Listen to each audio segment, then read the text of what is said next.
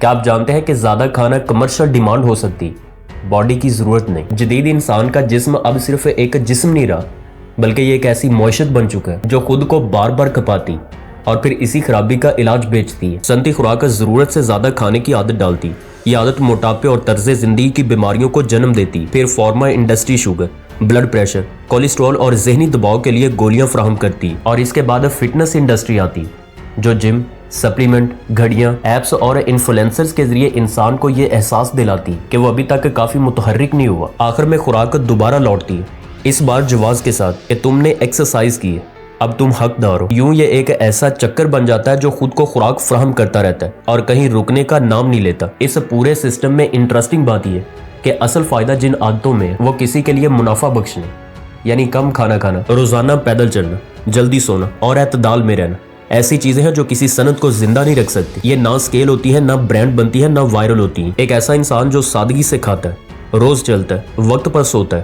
اور حد سے باہر نہیں جاتا، وہ ریسٹورانٹ سے فارما کمپنیوں، فٹنس برانڈز اور انفلوئنسرز سب کے لیے ایک خراب صارف ہے، مگر اپنی ذات کے لیے ایک محفوظ انسان ہے۔ کبھی ایکسرسائز زندگی کا قدرتی حصہ ہوا کرتی تھی۔ انسان اس لیے چلتا تھا کہ جانا ضروری تھا، اس لیے وزن اٹھاتا تھا کہ جینا مقصود تھا۔ آج ہم دن بھر بیٹھے رہتے، پھر شام کو پیسے دے کر مصنوعی جگہوں پر مصنوعی مشقت کرتے ہیں۔ ہم ایپ سے گنتے ہیں کہ کتنے قدم چلے، کتنی کیلوریز جلی، اور پھر سپلیمنٹس کے ذریعے اس تھکن کا علاج کرتے ہیں جو دراصل قدرتی زندگی سے کٹ جانے کا نتیجہ۔ اسی طرح ایکسرسائز بھی رفتہ رفتہ فارما کے ساتھ کھڑی ایک صنعت بن چکی ہے، اور یہ مسئلہ محض خوراک یا ایکسرسائز کا نہیں بلکہ توازن کا ہے۔ قدیم دانائی کہتی ہے کہ کافی ہونا ہی صحت ہے، جبکہ جدید نظام ہمیں سکھاتا ہے کہ زیادہ ہونا ہی ترقی ہے۔ یہی سوچ انسان کو تھکا رہی ہے، اور اسی سوچ پر برانڈ، صنعت اور معیشت کھڑی ہے۔